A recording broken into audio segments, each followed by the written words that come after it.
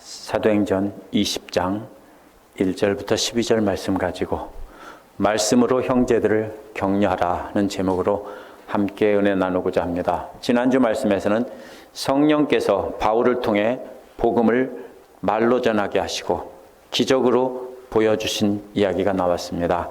바울의 여행 계획도 성령께서 주관하신 것입니다. 이로 인해서 예수를 믿는 사람들이 많아지고 믿음도 튼튼하게 되었습니다. 바울이 전한 복음으로 수많은 이방인들이 믿게 되자 이제 문제가 생겼는데, 이방 신전에 모형을 만들어 팔던 사람들이 이제 경제적인 손실로 폭동을 일으켰습니다. 그런데 성령께서는 아시아의 그 고관들과 시청 서기관을 통해서 바울을 성난 군중들로부터 지켜주셨습니다. 지난주 말씀은 철저하게 성령의 인도하심을 따라 복음 전하고 기적을 행하며 여행 계획까지 세웠습니다. 성령께서 그때 위기에서 건져주신 것입니다. 오늘 말씀 1절과 2절에 나오는 말은 격려한다는 말이고요, 12절에서는 격려를 받았다는 말입니다. 그래서 격려를 한다, 격려를 받았다, 이 말을 가지고 앞과 뒤를 감싸면서 이 전체의 내용은 바울이 그러면 그 가운데 있는 것은 어떻게 격려를 해서 많은 사람이 격려를 받았는지 그 말입니다. 이 바울이 격려한 방법은 바로 말입니다. 에베소를 떠나 마케도니아와 아가야 교회들을 방문하며 말로 격려한 것입니다. 바울은 또한 예루살렘 성도들에게 헌금을 보내는 것을 통해서 그 믿음을 튼튼하게 하려고 했습니다.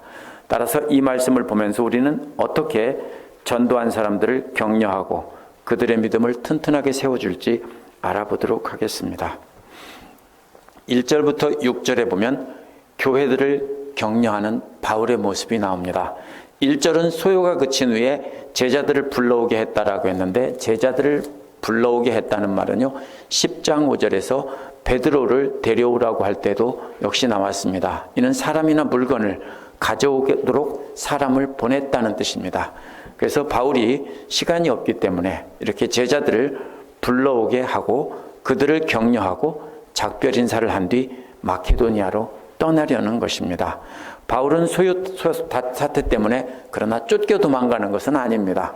성령께서 인도하시는 길을 따라 19장 21절에서 미리 계획된 그대로 마케도니아로 떠나려는 것입니다. 마케도니아란 빌립보, 데살로니가, 베레아 교회가 있는 그리스 북쪽입니다. 지도를 보여주시기 바랍니다.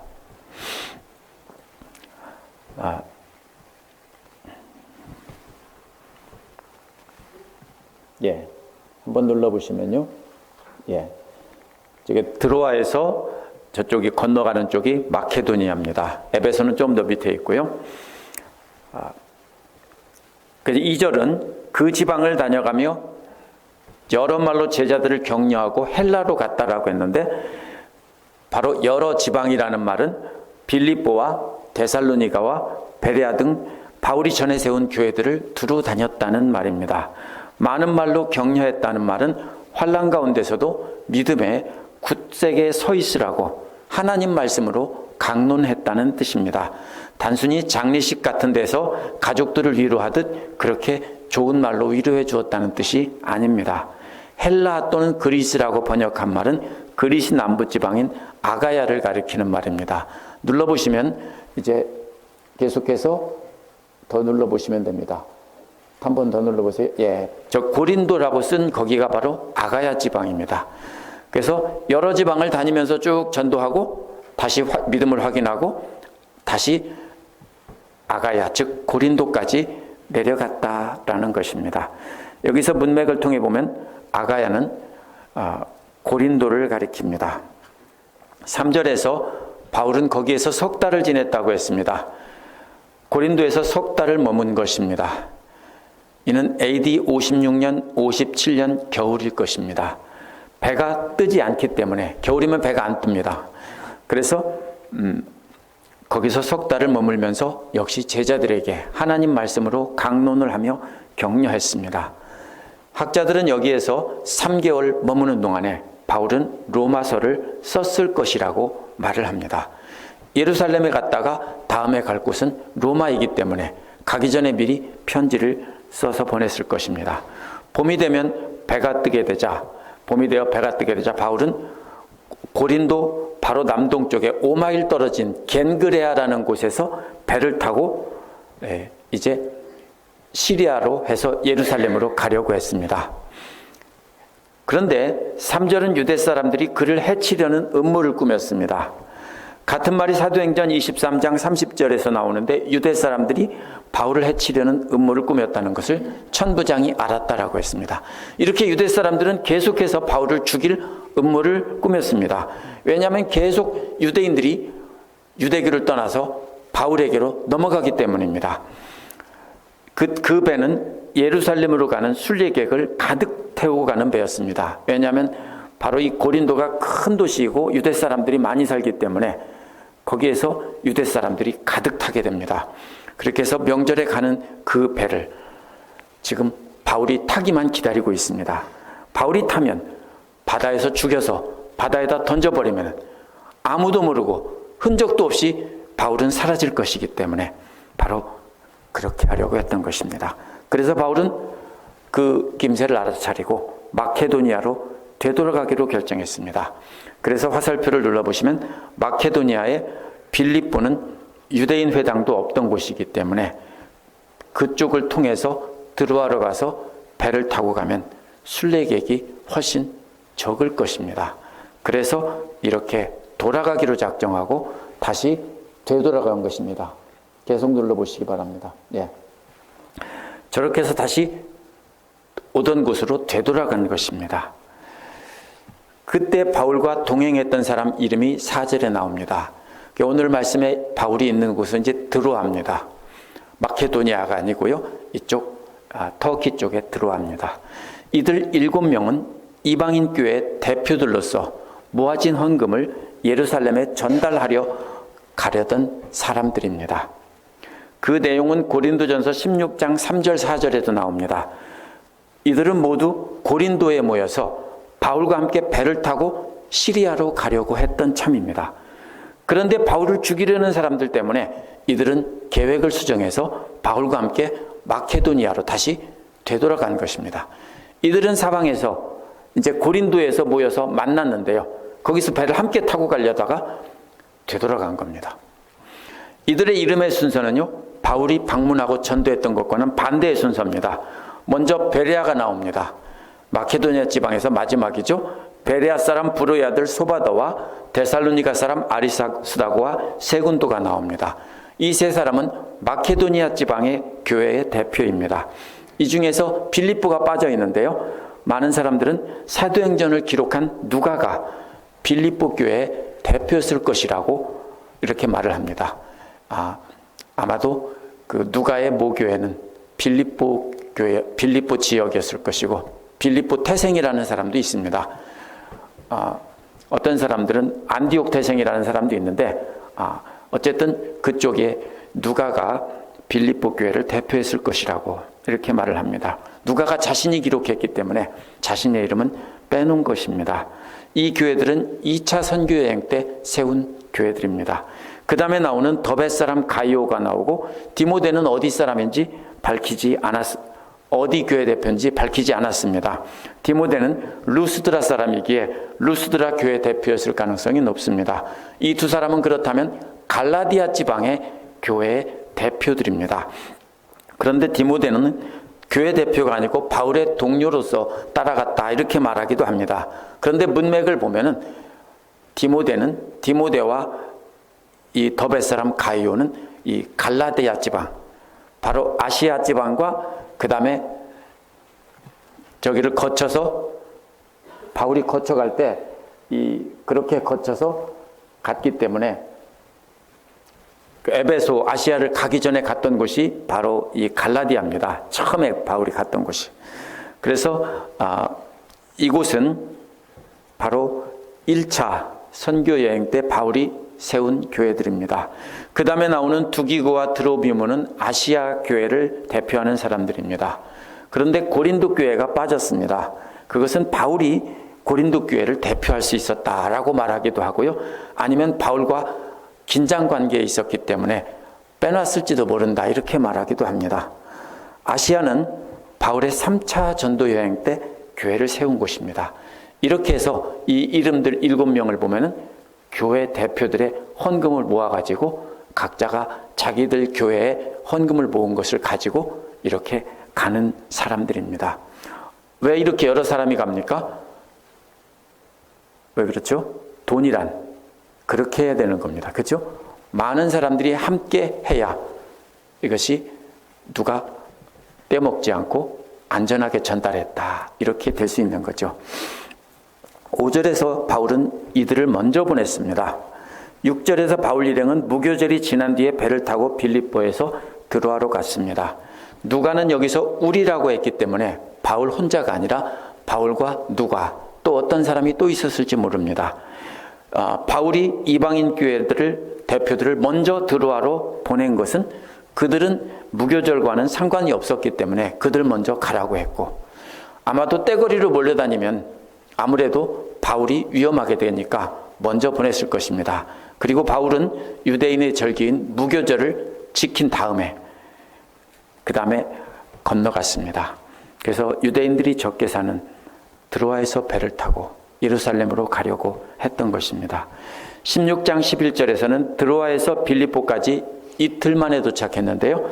이번에는 닷새나 걸렸습니다. 왜 그러냐면 전에는 순풍을 받아서 왔는데 이번에는 역풍을 만난 겁니다. 그렇다면 바람은 계속해서 동쪽에서 서쪽으로 불었다는 뜻입니다.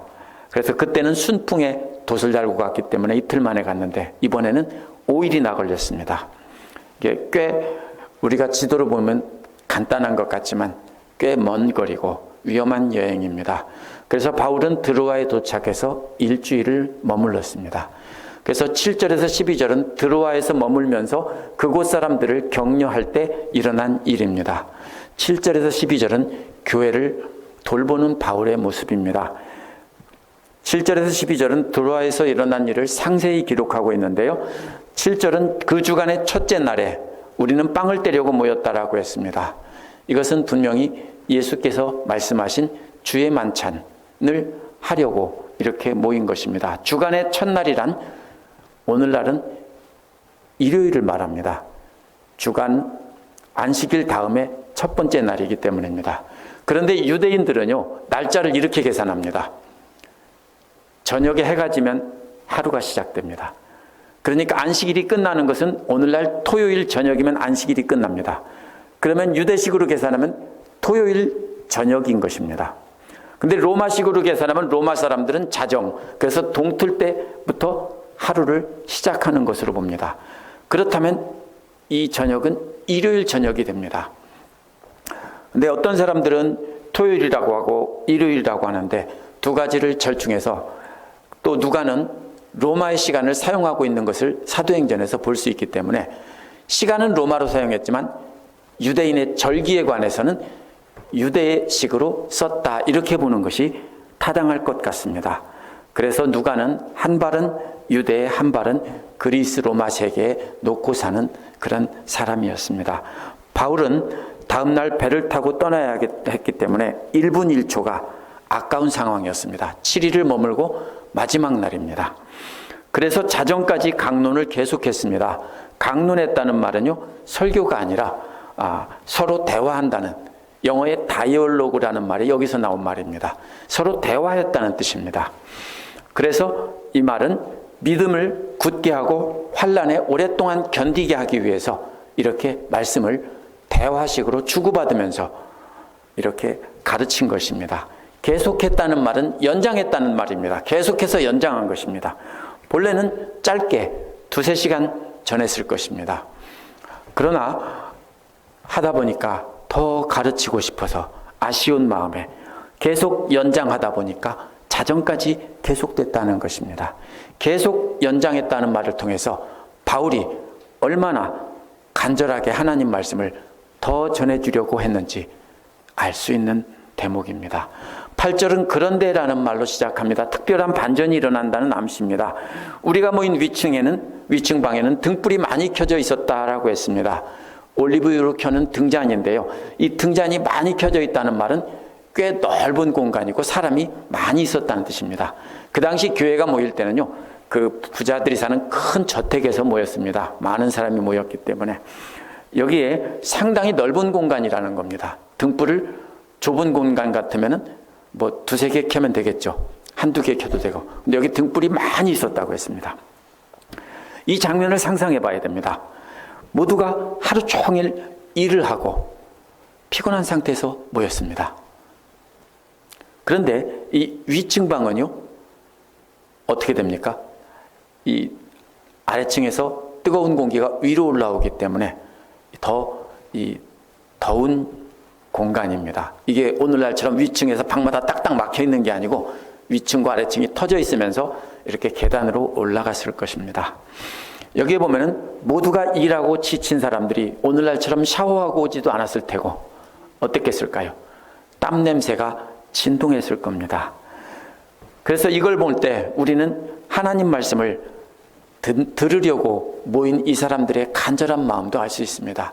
지치고 힘든 상황에서 바울을 통해 말씀을 들으려고 모였는데 이 사람들이 간절히 더 들으려고 하지 않았다면 바울은 예정보다 그렇게 연장할 수 없습니다. 그렇죠?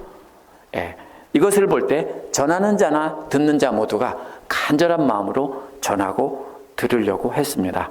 게다가 많은 사람의 땀 냄새와 등불에 타는 기름 냄새가 뒤섞였을 것입니다.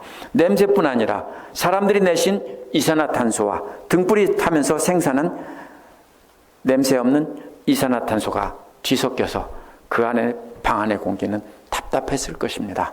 이처럼 피곤한 데다가 식곤증까지 겹쳤을 것이고 산소 부족 현상이 생겨서 졸음을 했을 수 있습니다.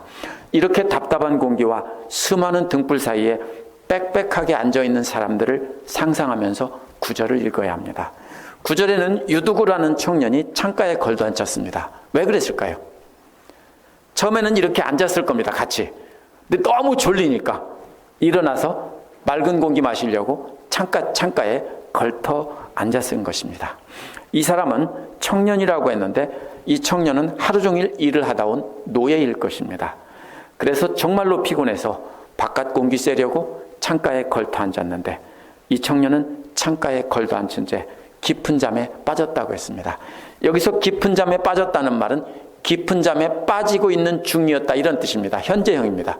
깊은 잠에 계속해서 빠지고 끄떡끄떡 졸면서 점점 깊은 잠으로 빠져들어가고 있었다는 겁니다.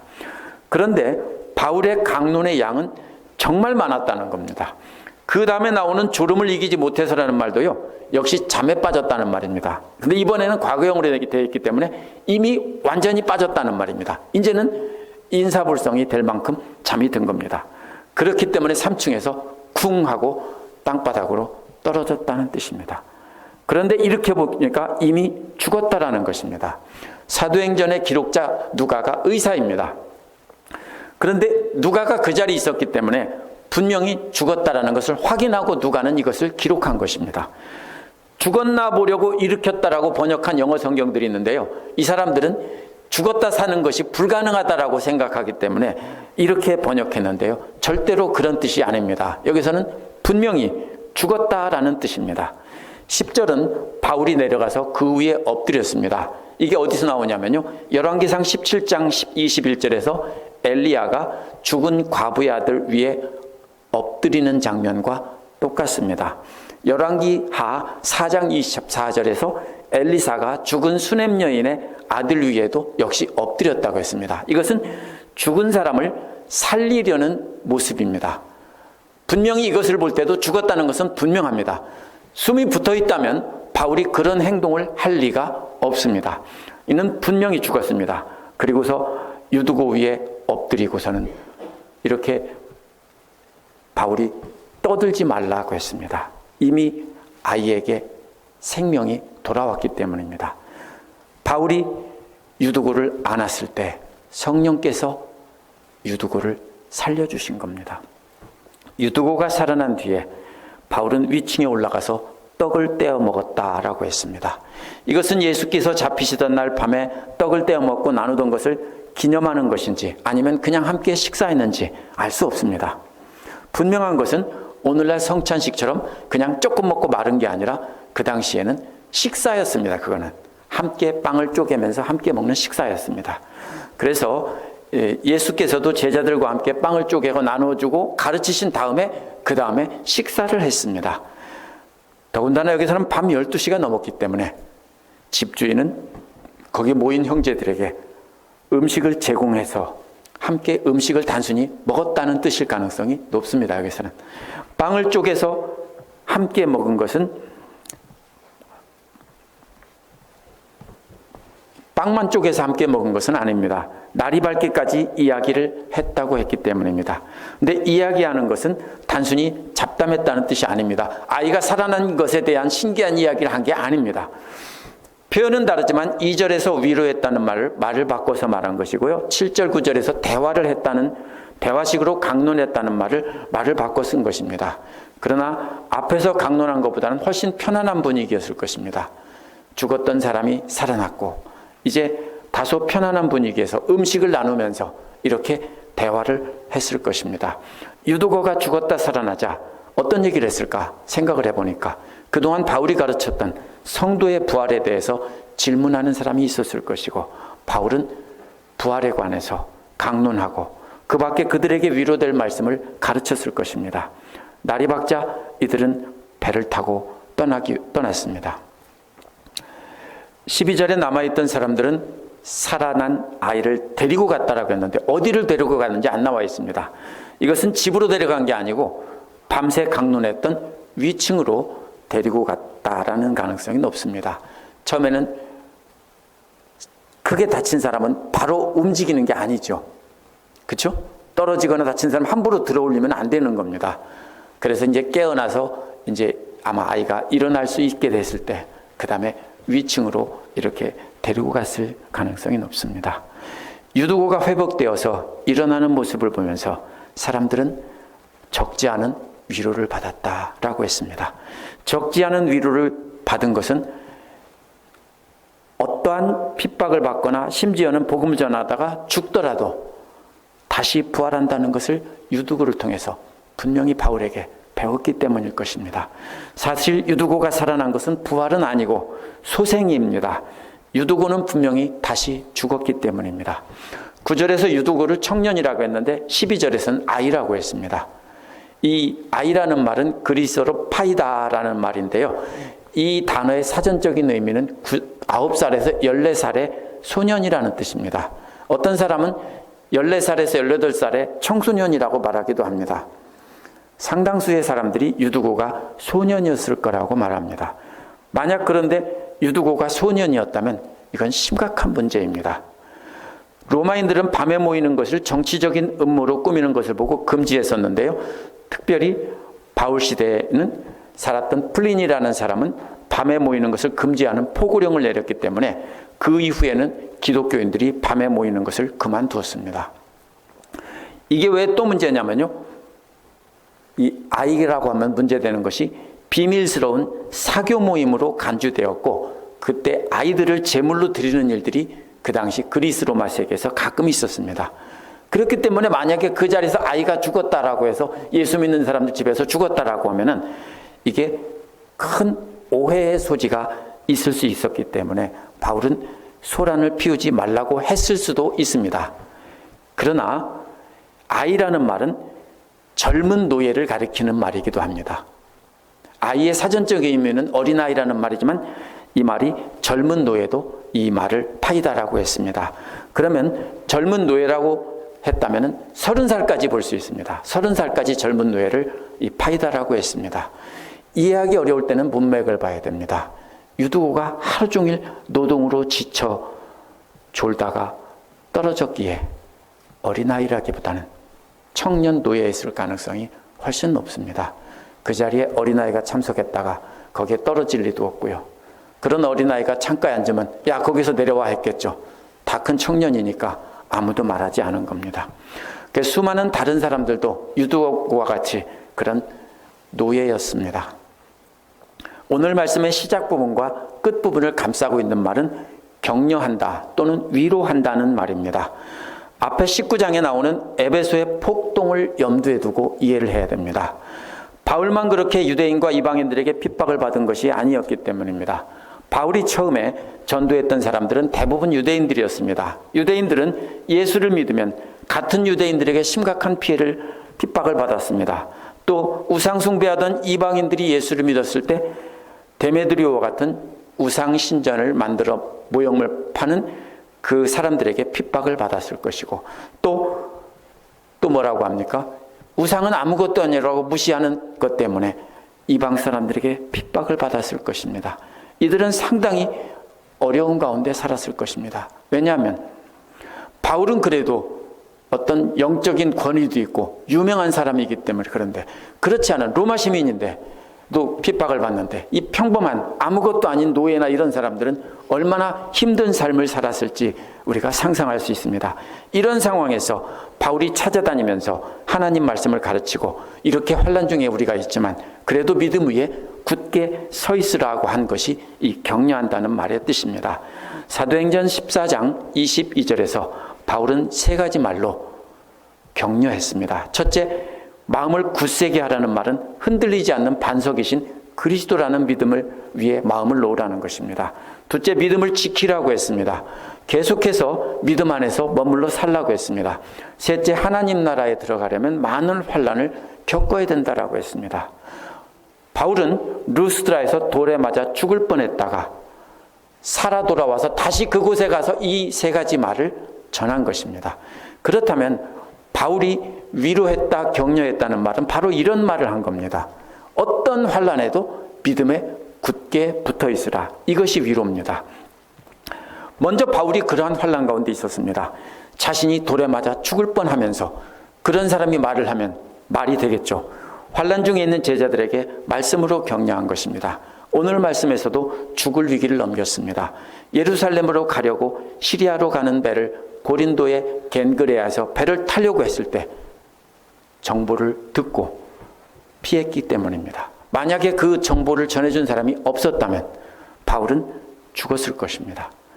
이렇게 바울이 다른 제자들에게 격려한 말씀에 힘이 있던 것은 바울이 그러한 핍박을 가장 많이 당하면서 그것을 전하고 있었기 때문입니다.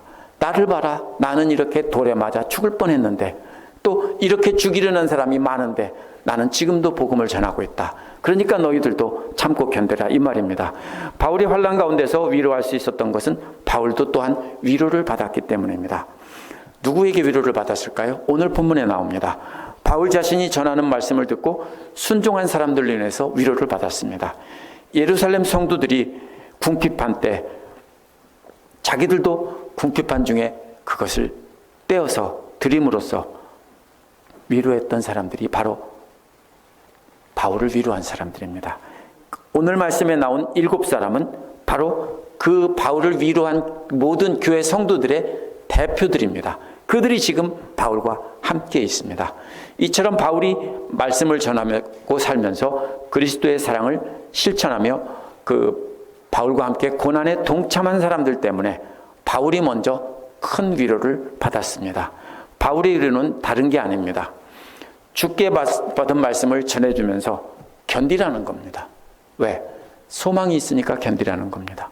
바울은 가는 곳마다 그렇게 그리스도께 받은 말씀을 가르치면서 위로한 것입니다. 1분 1초를 아까워하며 밤이 새도록 주께 받은 말씀을 전했습니다.